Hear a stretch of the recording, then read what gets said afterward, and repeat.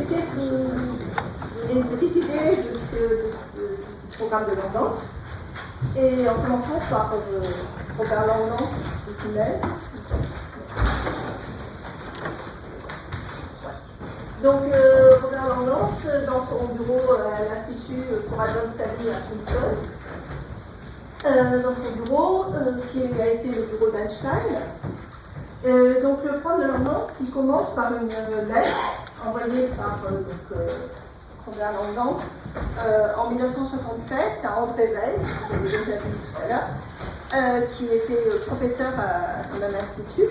Et Langdance avait soumis sa thèse à Yale, et ensuite il a été postdoc à Princeton, à l'université, pas à l'institut, et il n'avait pas encore de poste fixe, et donc il a envoyé cette lettre avec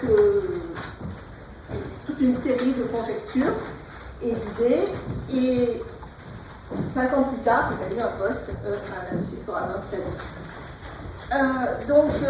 L'idée de la principale idée, c'est d'unifier des théories qui apparemment n'ont rien à voir les unes avec les autres, les domaines des mathématiques et même aussi, parce que ça rattache aussi à la physique.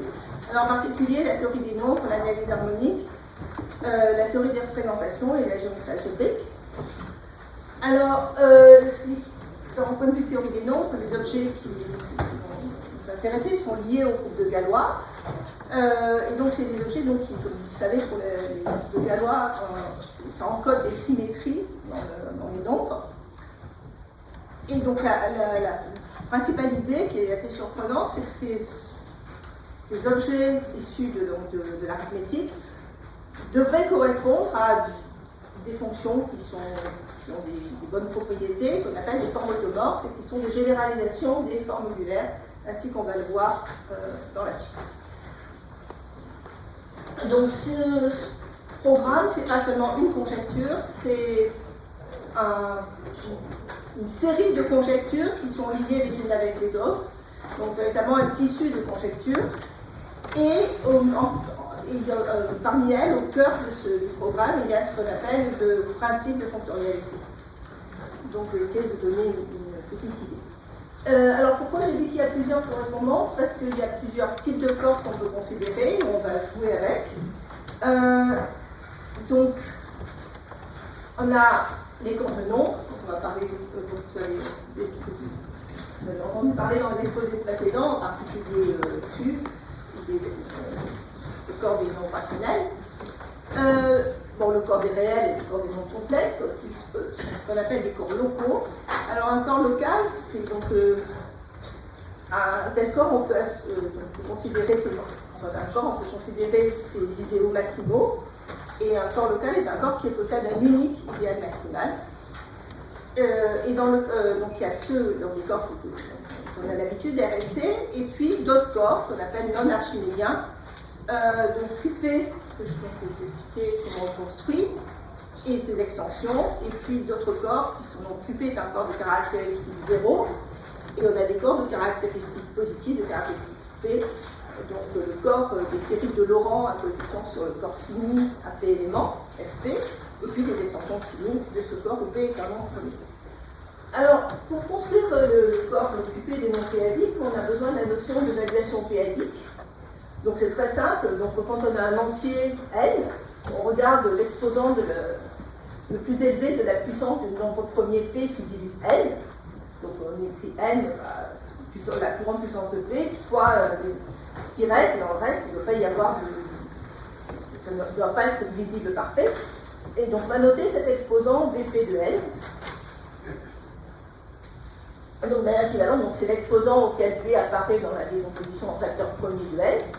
Bon, comme on va avoir besoin d'une telle notion pour les nombres rationnels, si on a un nombre rationnel, donc un quotient de deux nombres entiers m et n, on va définir la valuation de m sur n comme étant la valuation de n moins la valuation de n. Alors l'intérêt pour nous, c'est qu'avec cette valuation, on peut définir une valeur absolue de la manière suivante, égale à p, qui dépend de p. Donc notre nombre premier p, là, dans cette première partie de l'exposé, va être fixé.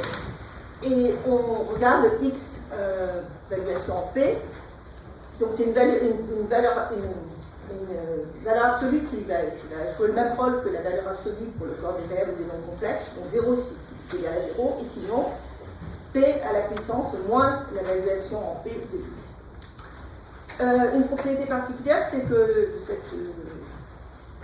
cette valeur absolue, c'est qu'elle satisfait une inégalité ultramétrique, à savoir que si on regarde la valeur absolue de R plus S, c'est plus petit, donc le max des valeurs absolues de R et de P, de R et de S.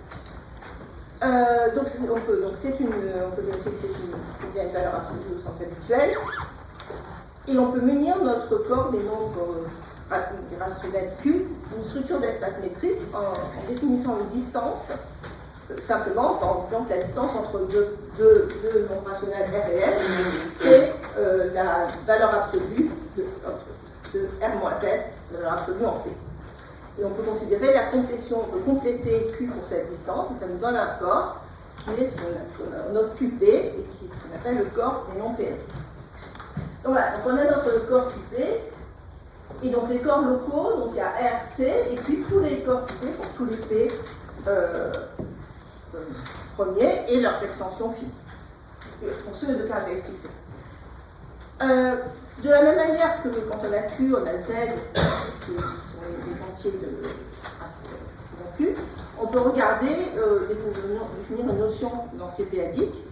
Un entier péadique, ce sera c'est les séries formelles infinies de la forme A0 plus A1B plus A2 B carré, etc., où les AI sont compris entre 0 et B.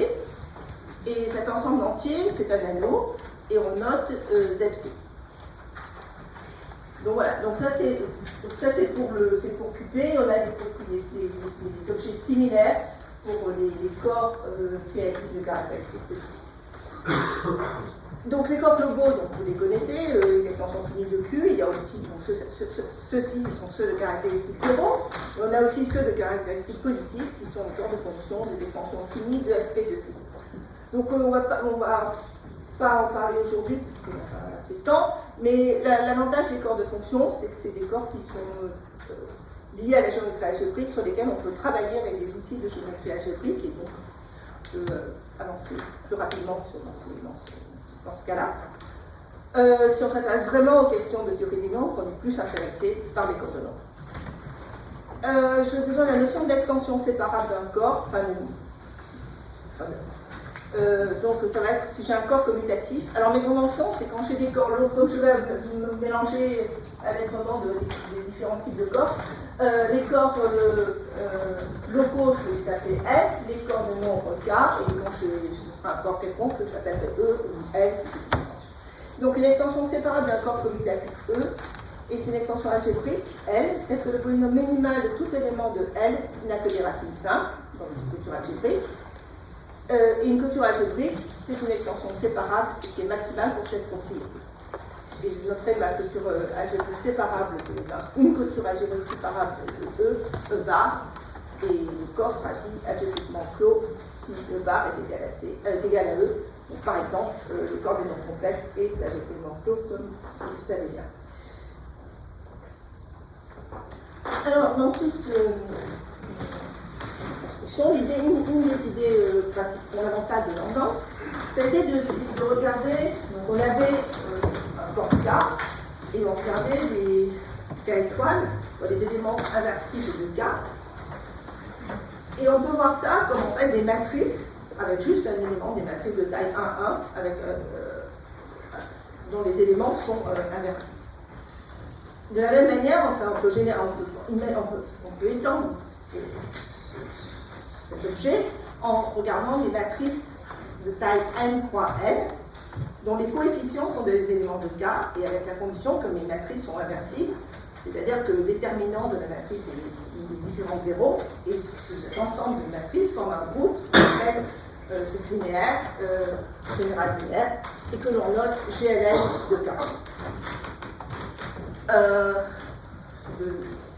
On peut aussi considérer à l'intérieur de GLN de K des matrices avec aussi n croix n, mais avec une condition plus stricte, à savoir que le déterminant est égal à 1, et on obtient le groupe dit spécial linéaire SLN de K ou de F.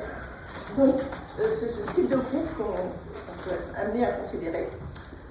Et donc l'idée de Langlands, c'est remplacer K étoile par GLN de K, qui est la même chose, et donc plus généralement par GLN de K ou SLN de K, ou remplacer GLN ou SLN par objet plus compliqué qui est un groupe algébrique. Et donc ça, d'une part, c'est passer à ces groupes-là, et quand on a des groupes, c'est étudier leur représentation. Alors c'est quoi une représentation? Une représentation, donc un coefficient dans un corps C, on va supposer algébriquement clos, d'un groupe H donné, c'est simplement un morphisme de groupe de H dans GL de V, donc les endomorphismes inversibles sur V, ou V d'un espace vectoriel sur mon corps C. Alors il y en a deux types. Alors d'abord C, ça peut être le corps des nombres complexes, ça peut être QL bar, donc une clôture algébrique de QL. Donc QL c'est comme QP, simplement comme je veux un nombre premier L qui n'est pas forcément P, je l'appelle L, ou une clôture algébrique du corps fini FL, à L éléments. Ça c'est pour mon corps, et les groupes, donc je vous ai bien parlé de GLNF et SLNF. Bon, il y aura aussi tout à l'heure GLN sur un certain anneau AK, dont on va parler ensuite, qui sont les adèles de K, et puis d'autres groupes qui sont de nature complètement différente, à savoir des groupes de Galois, de F bar sur F ou de K bar sur K. Alors la partie de gauche, c'est ce que j'ai mis une représentation automorphe pour les classifier en quelque sorte. Automorphe, ça représente plutôt le K, GLN à K.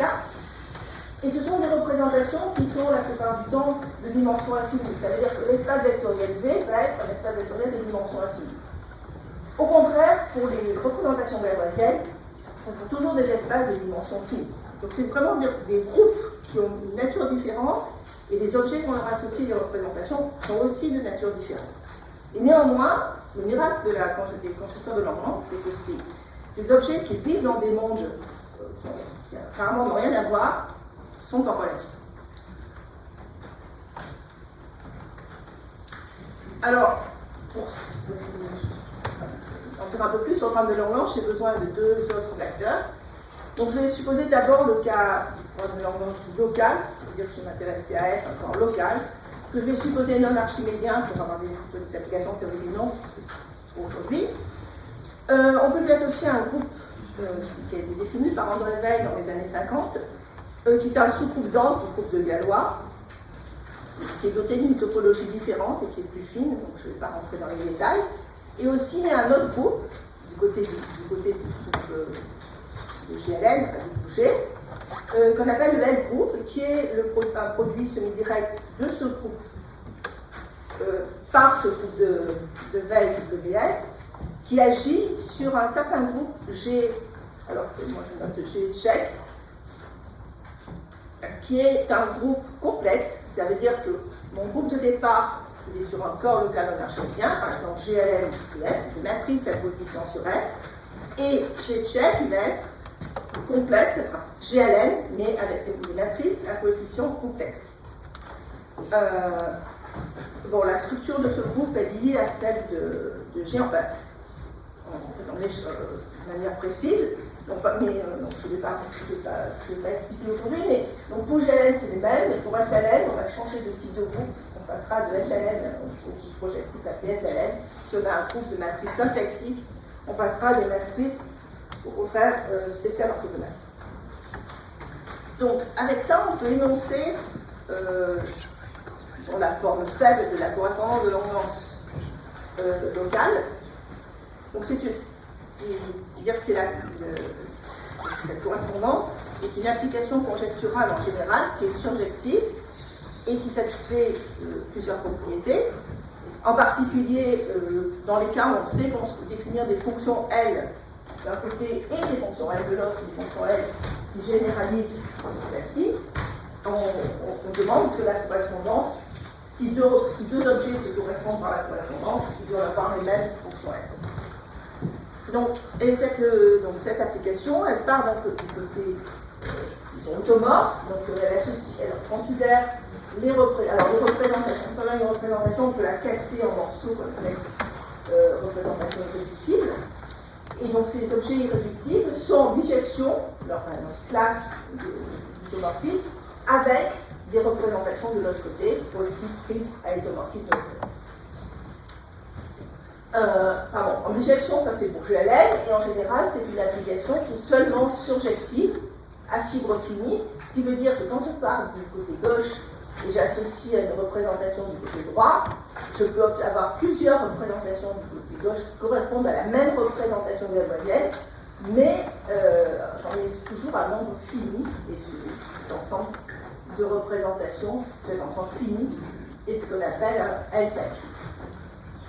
Dans quel GLN, on peut faire mieux, c'est-à-dire qu'on peut, d'abord c'est un théorème, et ensuite on peut montrer, le théorème dit qu'il existe une unique bijection entre classe isomorphique de représentation irréductible de GLN d'un côté et représentation galoisienne de l'autre côté, qui satisfait une liste, donc on a une liste de propriétés, et il y a une unique bijection, il y en existe une, et elle est unique si elle satisfait la liste de propriétés donnée, et en particulier dans cette liste, il y a, on demande de préserver les fonctions.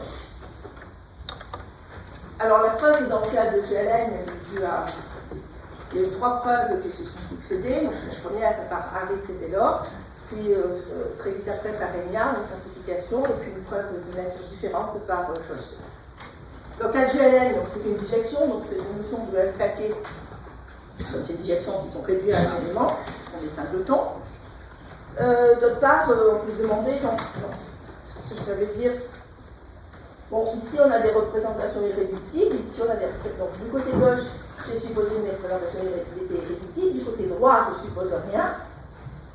Donc on peut se demander ici, si on prend les représentations, ici on regarde seulement celles qui sont irréductibles, qu'est-ce qu'on obtient là? On obtient certaines représentations qui sont des représentations qui sont sur les blocs de la théorie qu'on ne peut pas construire à partir de sous-groupes plus petits, et c'est ce qu'on appelle des représentations superpusculaires. Voilà.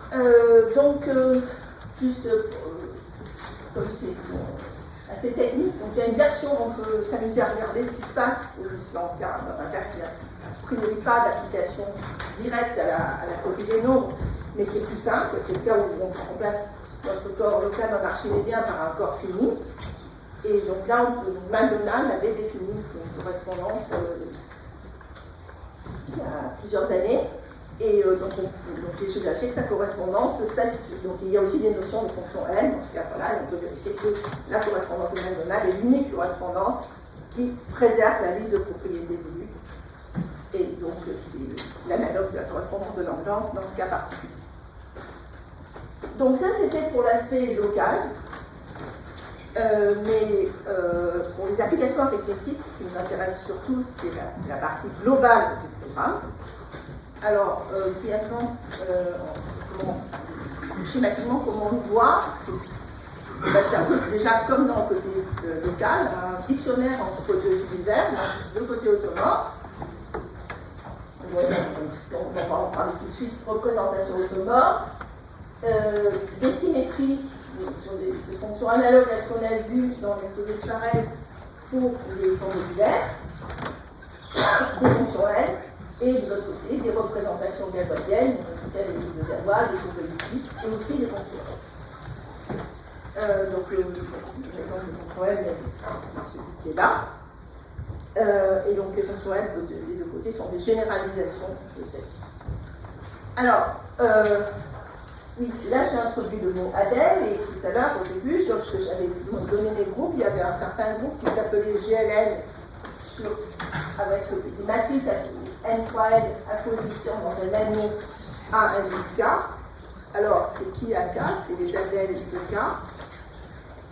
Alors, disons les Adèles, on va regarder le K et le corps K et le corps rationnel.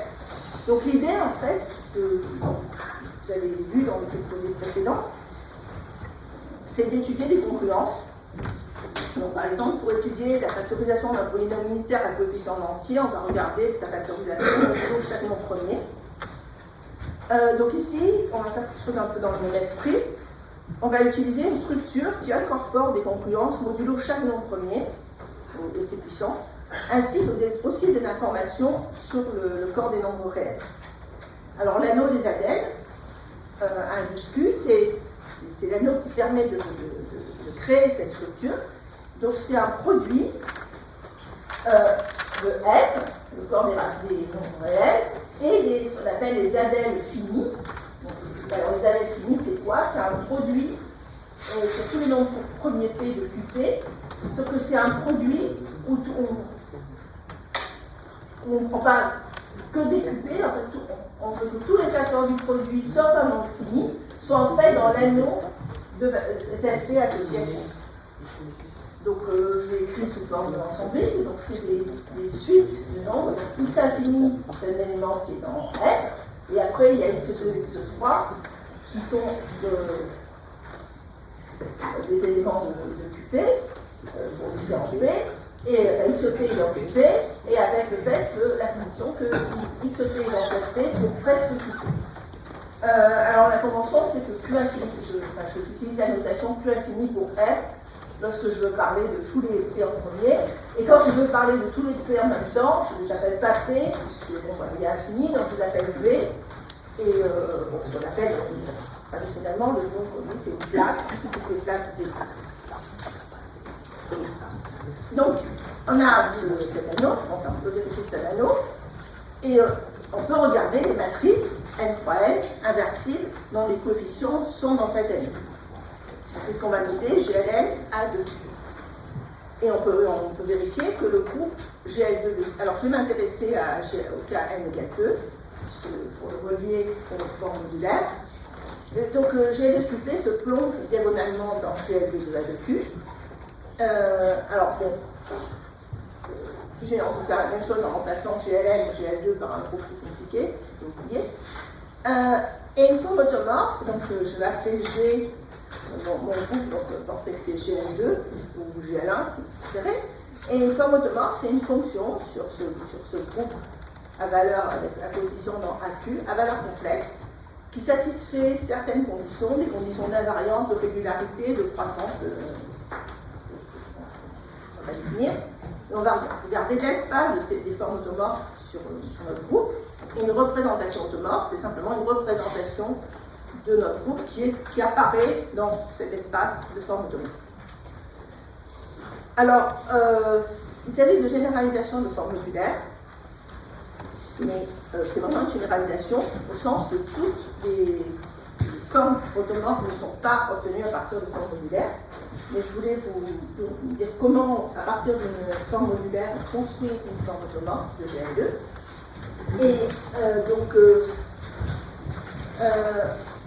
on va fixer un entier positif grand N, et je vais considérer le produit des anneaux ZP pour tous les P. On va considérer des matrices dans GL2 à coefficient dans ce Z chapeau. Donc c'est essentiellement les très proches des groupes qu'on a vu tout à l'heure dans l'exposé de Farrell, donc des matrices telles que N divisé C pour le cas 0 θ, et la même chose mais pour le cas 1 où N divise C et des moins 1, qui est un sous-groupe distingué de cas θ 0N.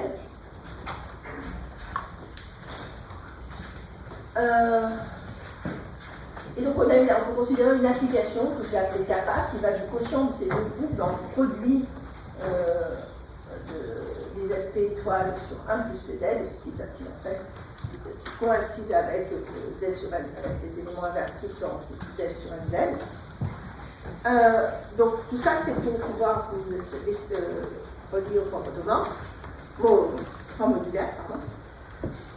Donc de la même manière que j'ai défini K0 n θ pour considérer les éléments, l'intersection de ceci avec GL de Z, donc ça c'est vraiment ce qu'on a vu tout à l'heure, donc les éléments les matrices à coefficient dans Z telles que N divise C,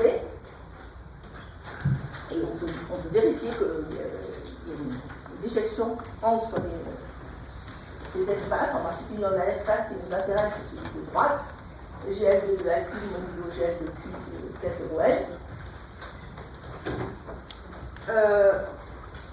Et de l'uniforme par un carré, si vous avez déjà vu dans l'exposé précédent. Donc maintenant, je parle d'une forme modulaire, donc de poids K, donc il s'appelait kappa, les poids s'appelaient kappa dans l'exposé de Farrell.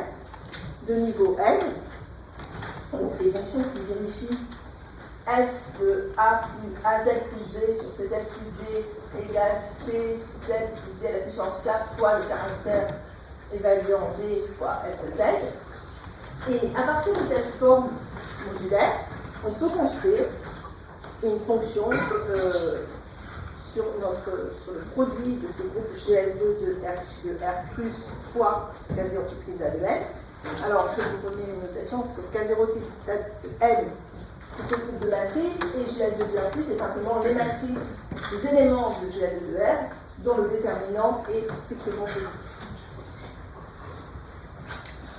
Alors, on va associer une fonction comment? En fait, on va prendre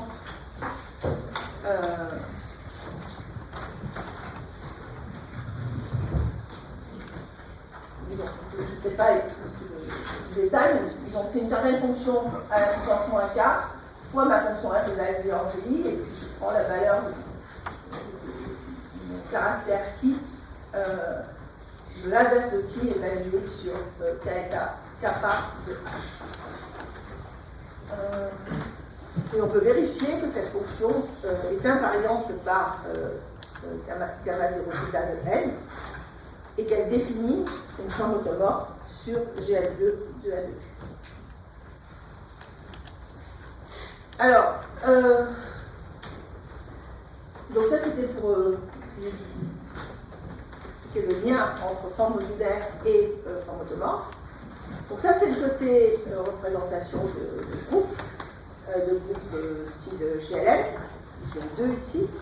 Et du côté groupe de Galois, on a aussi des objets intéressants, à savoir la courbe modulaire, on a une variation de la courbe modulaire que vous avez vu dans l'exposé précédent,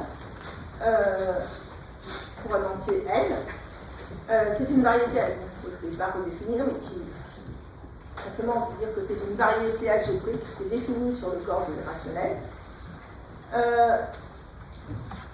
Elle est intéressante car elle permet de compactifier l'espace modulaire, le quotient de demi-temps point carré par gamma de n, en ajoutant des pointes. Et elle possède une action naturelle des opérateurs de VQTP que vous avez vu à la fin de l'exposé de Farrell, et aussi du groupe de Galois sur la topologie. Donc,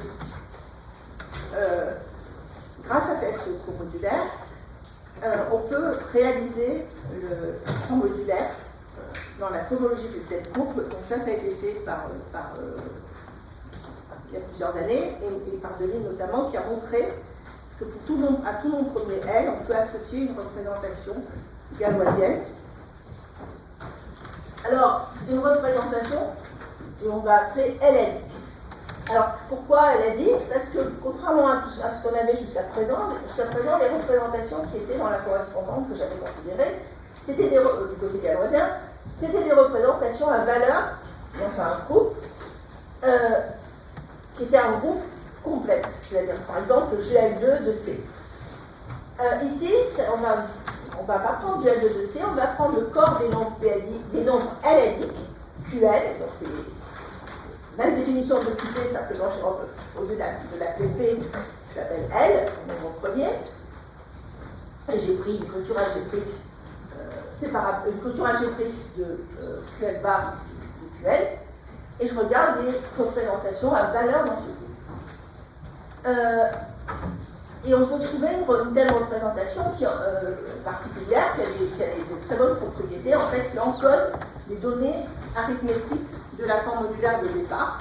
Donc ces valeurs de queue, ces caractères, son poids, on retrouve toutes ces données dans la représentation galoisienne ρ Fr. Alors pourquoi c'est intéressant et pourquoi on a besoin de ça? Parce qu'en fait, je voudrais bien vous dire qu'on écrit la correspondance de l'ordonnance globale exactement comme la correspondance de l'ordonnance locale, et on espère qu'on pourra un jour faire ça. Mais pour ça, il faudrait savoir, donc du côté, tout à l'heure dans la version locale, vous avez dit qu'on prenait WF, formule, donc on avait ce que j'avais appelé des paramètres qui étaient des applications pour des morphismes continus de WF 3 SL2C à valeur dans F de G. Et dans le cadre global, On voudrait un analogue de ça, WF pour SLBC, sauf que on ne sait pas le définir. Enfin, il y a des progrès dans cette direction. C'est ce qu'on appelle le groupe de Langlands, d'un corps global, d'un corps de nom, mais on ne sait pas, il n'y a pas une définition complète. Et donc, il faut faire autrement. Et faire autrement, en tout cas à l'heure actuelle, c'est considérer ces représentations LAI, mais varier le L. Donc, on va présenter la correspondance de l'ordre global de la manière suivante, en disant qu'une représentation automorphe, alors cuspidale, parce que c'est le plus intéressant, c'est simplifié, on va s'intéresser qu'à ça, je ne vais pas définir ce que c'est cuspidal, mais c'est essentiellement celles qui sont, enfin qu'on ne peut pas attraper en descendant à des groupes plus petits.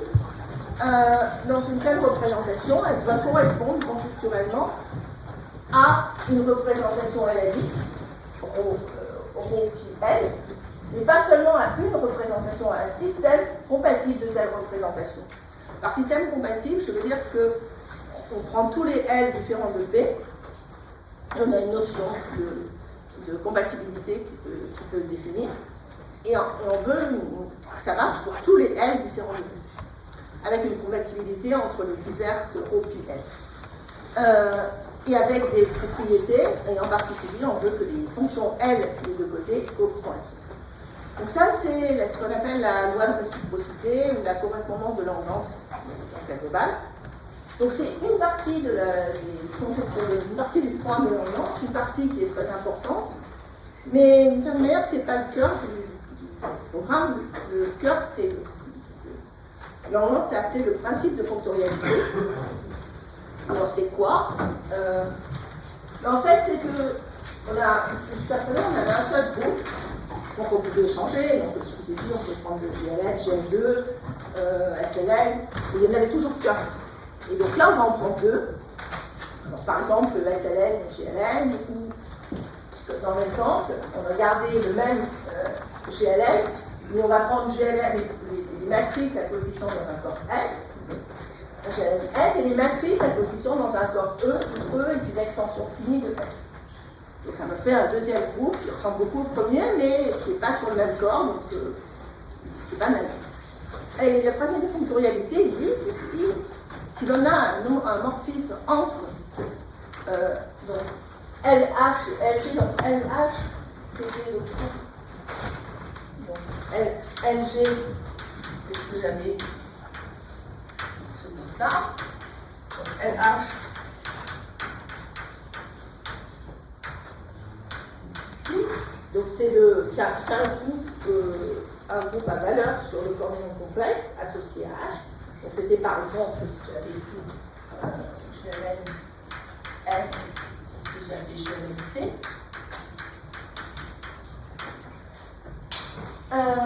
Alors par exemple, on va prendre ici ça, et ici on va prendre pour H, on va prendre G égale GLNF, et on va prendre H égale SLNF. Non, on va prendre TGLNF. TGLNF. Comme ça, le H, qu'on appelle dual, ça va être SLNC. Et donc GLNC, c'est les matrices N fois N des déterminants non nuls. Et SLNC, c'est une matrice N fois N de déterminant égal à 1. Donc, clairement, si le déterminant est égal à 1, il est en particulier non nul. Donc, H dual, il est contenu dans G dual. On peut vérifier que l'action de ce groupe est compatible. Et on en déduirait qu'on a une injection naturelle de ces deux groupes. Donc c'est ça le principe de fonctorialité, c'est qu'on suppose qu'on a un homomorphisme entre ces groupes. Et alors si on a ça, eh bien, alors on doit avoir un transfert entre les représentations automorphes de H et celles de G. Donc c'est très fort en ce sens que ici on est sur le coordinate complexe, donc on n'a pas d'arithmétique à part le fait qu'il y a l'action ici, mais on on demande que de l'autre côté, on a des représentations automorphes, donc des objets qui sont liés en quelque sorte aux formes modulaires, donc qui encodent des données arithmétiques. Et on veut que l'arithmétique de H, on puisse, grâce à l'existence de ce morphisme, on puisse la transférer en l'arithmétique du groupe G. Et donc c'est ça le principe de fonctionnalité, un moyen de dénoncer le principe de fonctionnalité, et c'est un principe qui est très important. C'est plutôt un principe directeur qu'un théorème, et sa démonstration, donc c'est évidemment des outils très sophistiqués, tels que la formule des traces de Selberg, des paquets d'Arthur, des paquets chinois. Mais c'est un principe qui a des conséquences importantes, très importantes, et en particulier, il a été le point de départ dans les travaux qui ont mené à la démonstration du dernier théorème de Fermat. Donc, pour en quelque sorte résumer, ce que fait le programme de Langlands, brièvement, donc il nous propose un cas unifié qui englobe toutes les fonctions L, donc celle de Riemann, donc la fonction des A, les fonctions L des Dirichlet, les fonctions de Lekeux, cette fonction L d'Artin, en les voyant comme provenant d'une même source, une source unique, qui est donnée par les représentations automorphes. Et la fonctionnalité nous dit comment ces fonctions se transforment. Ces fonctions L se transforment quand on va d'un groupe à un autre dans de bonnes conditions signifiant qu'on a un morphisme de groupe ici. Donc pour conclure, on peut dire que les coefficients des formes modulaires, généralement les représentations automorphes sont des données qui reflètent en fait la distribution des nombres premiers. Le programme de Langlands, il ne va pas nous montrer les nombres premiers, il ne va pas nous dire vraiment leur répartition, nous donner des renseignements de ce type-là. Mais par contre, il explique l'existence d'objets analytiques qui devraient contrôler cette distribution des nombres premiers, les fonctions L et les objets associés, leurs relations, comment leur symétrie doit être comprise en termes de représentation. Et en quelque sorte, il nous dit que la distribution des nombres premiers, c'est la surface visible d'une symétrie qu'on ne comprend pas encore, mais qui serait capturée par la fonctionnalité de Langlands.